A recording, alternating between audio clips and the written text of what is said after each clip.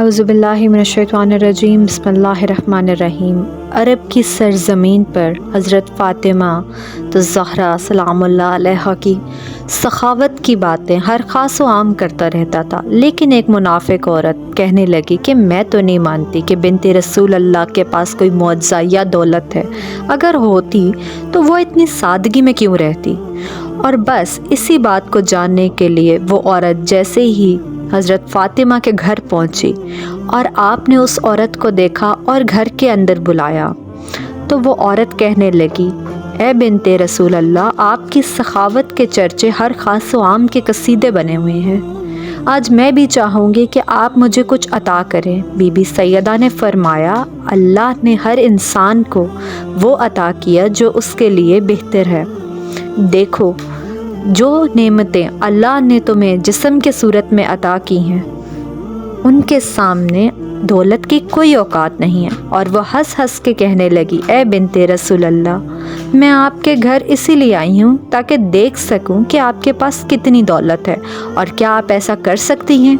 Be be سیدہ مسکرا کے دیکھ ہی رہی تھی تو وہ عورت کہنے لگی، اگر آپ نے ایسا کر دیا تو میں مانوں گی کہ آپ کا بابا اللہ کا رسول ہے اور آپ کا خاندان سچا ہے۔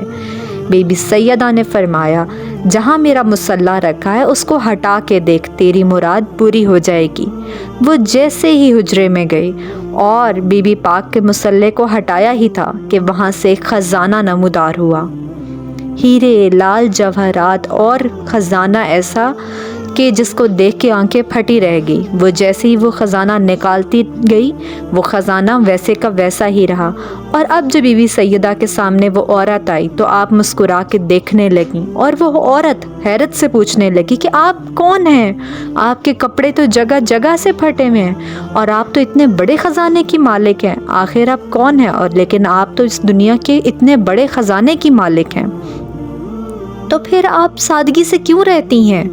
بی بی سیدہ فرمانے لگی، اے عورت، اللہ نے اس دنیا کے تمام خزانے ہم اہل بیت کے قدموں میں رکھ دی ہیں، لیکن اللہ کی مرضی یہ ہے کہ ہم سادگی میں رہیں تاکہ کسی بھی انسان کو سادگی اختیار کرتے ہوئے شرمندگی نہ ہو۔ یہ دنیا کی دولت تو آخرت میں سخت ترین حساب کا معیار ٹھہرے گی۔ اور جیسے ہی اس عورت نے آپ کا اخلاق اور آپ کا معجزہ دیکھا تو آپ کے قدموں میں گر گئی اور کہنے لگی، اے بنت رسول اللہ، مجھے معاف کیجیے گا، میں تسلیم کرتی ہوں کہ آپ کا بابا اللہ کا رسول ہے، میں تسلیم کرتی ہوں کہ آپ اور آپ کا گھرانہ اللہ کے قریب ہے، اور آج سے میں بھی مسلمان بنتی ہوں۔ سلام ہو اس بی بی پر، سلام ہو بی بی فاطمہ الزہرا پر، ان کی سخاوت پر، جس کو کفار بھی دیکھ کر مسلمان ہو جاتے تھے، اور آج اس پاک بی بی کی ولادت ہے۔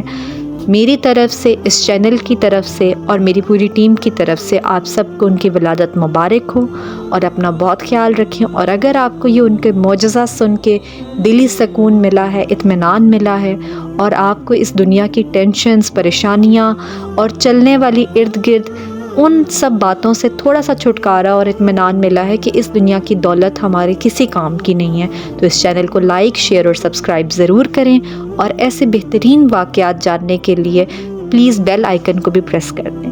تھینک یو سو مچ، اپنا بہت خیال رکھیں۔ ایک بار دوبارہ بی بی فاطمہ الزہرا کی ولادت آپ سب کو، تمام مومنین کو، مسلمانوں کو مبارک ہو۔